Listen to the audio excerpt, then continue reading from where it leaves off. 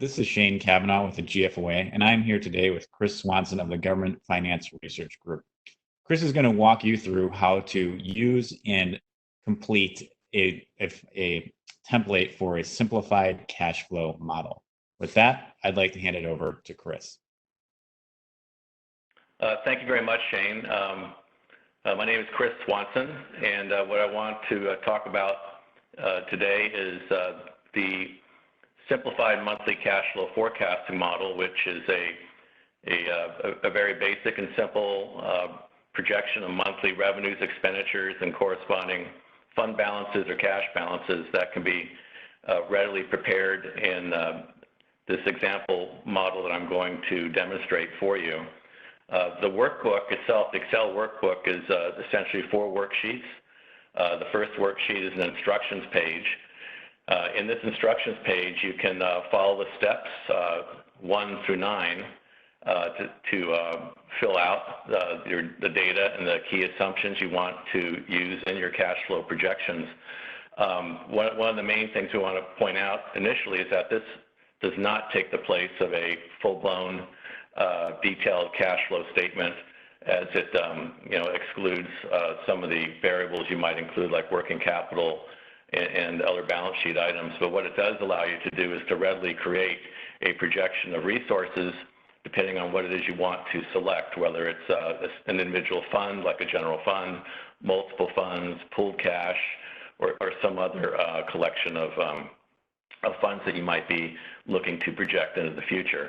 It is a 36-month forecast. The first 12 months would be the current fiscal year, and there would be inputs for creating year 2 and year 3 for a total of 36 months. One of the things I want to point out as well is that before you start filling out this model, you want to determine, first of all, whether it's a single fund, pool cash, where are you going to get your information? You can pull the information from your financial database, perhaps. If that's not readily available, you can pull information from published financial reports. So the idea here is that you're not having to get into the thick of a whole lot of detail from your financial system, but to be able to load major revenues and expenditures at a high level into this model. When you determine your revenue expenditure categories, it's also important to be able to separate out the recurring versus non-recurring. Some of the information in the model may not be recurring into the future, so that's something to be mindful of.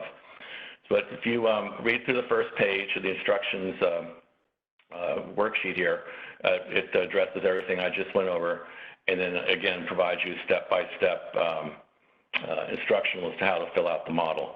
Now, going to the next page, which is the data input and assumptions worksheet, this is where you'll start to collect and put in your revenue and expenditure categories. What we have here is light blue cells where you have your inputs, and the revenues can be whatever your revenue groups are that you want to model, as well as your expenditures. Once you determine what your revenue and expenditure groups are, again, separating between recurring and non-recurring, you only have to input those once. Beyond that, then, even though there are tables for multiple fiscal years beneath that initial table, as far as your revenue expenditure categories are concerned, they will remain constant for all historic, current, and future periods. At the top of the page, you'll want to indicate what your fiscal year end is, whether it's a December calendar year, fiscal year, or perhaps June 30 or September 30. But whatever you end up selecting, let's say it's June 30, all of the dates throughout the model will adjust to a fiscal year corresponding to what you would select there. I'm going to select December here as the ending fiscal year. Also in this light blue cell, you indicate what are you modeling? Are you modeling the general fund? Are you modeling pooled cash? Are you modeling an assortment of collection of funds? In this example, we're going to use general fund. So the first couple steps here after we determine the fiscal year and what it is we're actually modeling is we want to collect, ideally, a couple years worth of history. This provides us the basis to do some quick projections, applying a seasonal factor. to your revenues and expenditures, and that can be modified and made more precise as well once we do that.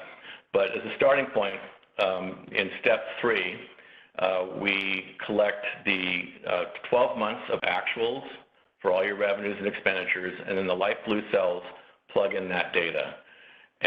Same thing for expenditures. And then we scroll down to step 4, and this is where you input the year before that, the previous year's actuals for your revenues and expenditures. Once you've done that, then you skip down to steps 5 and 6. Step 5, now we're talking about the current fiscal year, is a quick way to project your salaries and benefits. It's not exact, but we want to basically capture whether it's a 2-pay period month, a 3-pay period month. Is the basis of taking your annual salary and benefit budget and allocating that. That can be fine-tuned afterwards, but in terms of doing something real quick, you would plug in the pay periods in the current fiscal year, and there's typically 3 pay periods twice a year, and most organizations, but whatever that happens to be for your organization, you plug in the number of pay periods, and so that will apply only in allocating the budget for salaries and benefits. Next step beyond that is that we want to start with the current year budget. Now we're going to refine that budget to what your current year estimate is in subsequent steps, but as a starting point, you want to put in your current annual budget, and it's an annual, so that only goes into these light blue cells. Everywhere there's not a light blue cell, you will not be doing any data entering. It's just the light blue cells. And so what this does is it allows you to take your annual budget, in this example, revenue budget is then allocated across all 12 months based on the average seasonal factors that were calculated from the previous 24 months of history that you just loaded up above. Same thing with expenditures.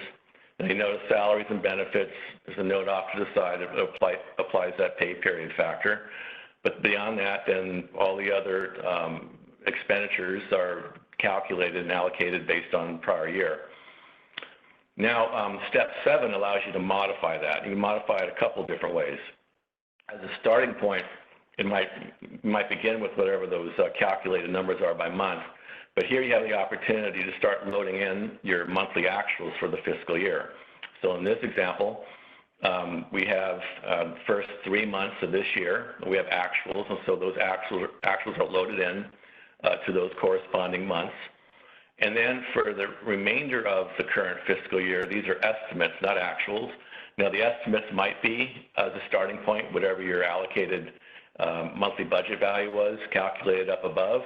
But chances are, given the way the current environment today, you may want to be making some adjustments to those estimates. And so this is where you can either plug in whole dollars, you can perhaps multiply an allocated value by a certain percentage, whatever is the easiest way for you to input the estimate for that month. You can use these light blue cells accordingly. Now, the sum of all 12 months, in this example, 3 months of actuals, 9 months of estimate, then we'll calculate your annual result. That's what's going to be modeled in the cash flow chart, as you'll see in a moment. Scrolling down further, we do the same thing with the expenditures for the current fiscal year. We've got the 3 months of actuals, 9 months of estimate, and you'd be making judgments about what your estimates are for the remainder of the year based on the current situation in the economy. If I scroll down now to step 8, this allows you to project the next 12-month period of the cash flow model, which would be months 13 through 24 in that 36-month projection. And as a starting point, is a quick way to get some numbers in here. We can default it to whatever the prior year budget allocated amount was. But the idea here is that you want to build your, in this example, the 2021 fiscal year budget by month. And you could perhaps escalate the prior year budget by a certain factor, or you could just plug in your own kind of bottoms-up monthly values for your projection for FY 2021. But in any case, all the light blue cells is where you make your inputs for your revenues and your expenditures, and then the sum is calculated in column B. So scrolling down now, to the final step in the model. This is for where we would input your projection for that third fiscal year period, months 25 through months 36. And here it's very simple. We're just basically applying a rate of change, an annual rate of change on top of the 2021 number for the FY 2022 number. So it's very, very basic, very simple way of projecting year 3.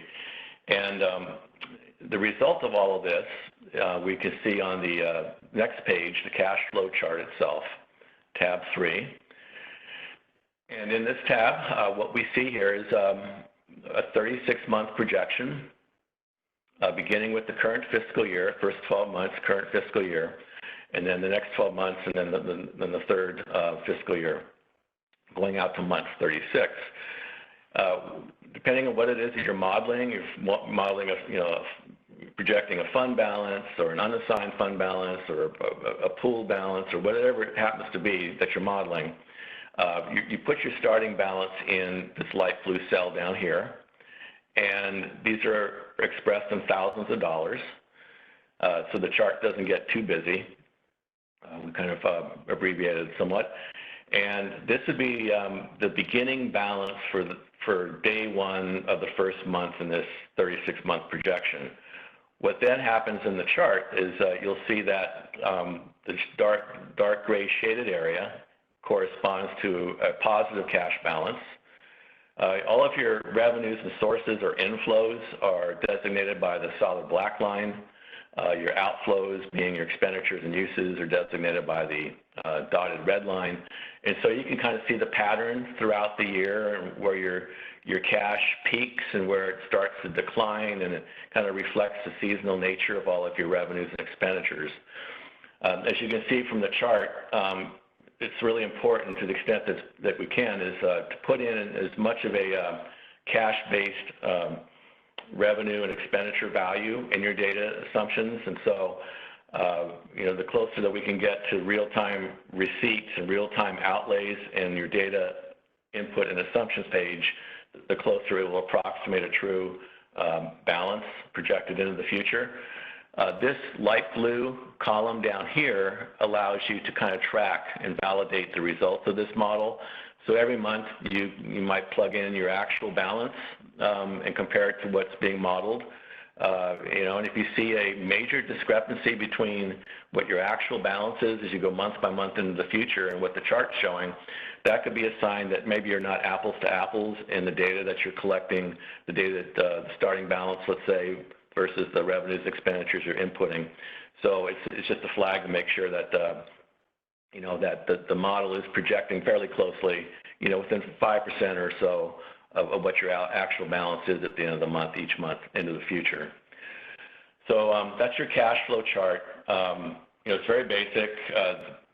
The dollars you see beneath the chart, there's the tabular representation of all your revenues and expenditures. You'll notice that all this is doing here is pulling the data from tab 2.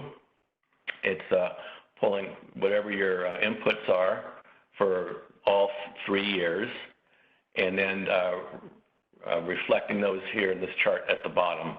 And then the chart itself is based on the data that's summarized at the bottom of this table. So that's how the chart's created. It's a very simple Excel chart. The last page of the model is a reference for you that may be useful as you're thinking about your assumptions for projecting your revenues and expenditures. We call it forecast indicators reference chart, and it includes the most common types of revenues and expenditures and gives you a listing of the types of things that will impact your revenues and expenditures by category. And it's something to keep in mind when you're doing your projection, especially for the current year. In the current situation that most organizations are facing is like trying to figure out how the revenues are going to be impacted, how expenditures are going to be impacted. And so this reference chart can come in handy when you're doing additional analysis as you fine-tune your forecast. So that's the simplified forecasting model in a nutshell. And thank you very much for your time. And thank you, Chris, for that explanation. And just for the listeners and watchers, we're going to do another video about a super simplified model that takes this and kind of boils it down even further. And Chris, I think if I understand correctly, another important feature that our audience might want to be aware of when it comes to the difference between this and the super simplified model is that this model that you just showed has some very good security features that help people or prevent people from accidentally breaking formulas, whereas the super simplified model is a little bit more open. So if you're the type of person that likes to customize Excel sheets very heavily, that model might be for you. Is that correct? That's correct, Shane, and thanks for pointing that out. This 4-page model is password protected, has protected cells to prevent any inadvertent, keystrokes or what have you that might corrupt the formula or somehow throw the cash flow chart and the data assumptions page out of balance. And so what we do is want to keep this protected. We do have an alternative model, what we call the super simple 36-month forecast model. This is something that's an unprotected model, so you can modify at will. And it's basically the same output that you saw in the previous model that I showed you. However, this is a single worksheet. As you can see, that the chart looks similar. The difference here is that you can input at the top of the page what it is you're modeling in the light blue cells, the fiscal year ending. And then if you scroll down beneath this chart, all the light blue cells now are where you can directly input your revenue categories, your expenditure categories, your dollars for the 36-month period. And so this is something that, kind of lends itself for further modification. Perhaps you want to create new worksheets or, bring other data elements into this workbook. And so, so what we're providing you is this so-called super simple model, similar output, similar capability, except it's all basically on a single worksheet. And so that's what this model is about. All right. Well, thank you so much for that, Chris. Very helpful. So, and thank you everybody for watching, and we hope you find this useful. Thank you, Shane.